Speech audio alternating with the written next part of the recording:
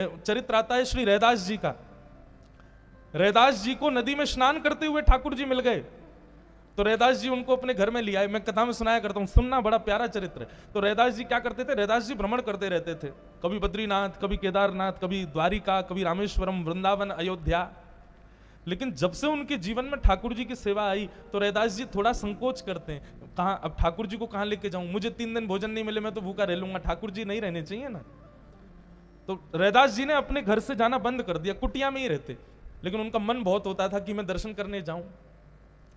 तो रैदास जी ने कैसा भाव निर्माण किया, अपने घर के ही कोनों के नाम बदल दिए। एक कोने का नाम केदारनाथ, इसका बद्रीनाथ, ये यमुना जी, ये वृंदावन, वो अयोध्या, ऐसे करके सारे घर में ही नामों की पट्टियां बना दी।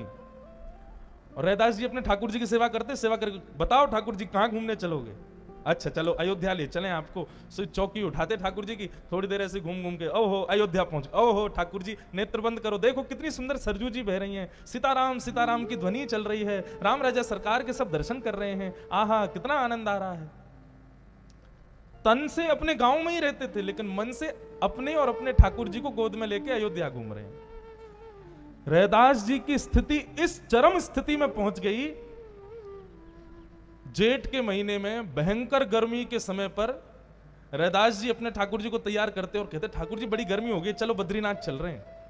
और जैसी चौकी लेके बद्रीनाथ में रखते थे ना, तो उनके गांव में ठंडी ब्यार बहने लगती थी, और गांव के लोग 100 लोड़ उड़ करके घूमते थे, बोले भैया जेठ के महीना में इतनी सर्दी पड़ रही है, जरूर रैदास अपने ठाकुर जी को बद्रीनाथ ले गए होगा, आज यही मारे सर्दी पड़ रही है। उनका भाव ऐसा। व्यवस्थाओं से ठाकुर जी प्रकट हुए हैं नहीं,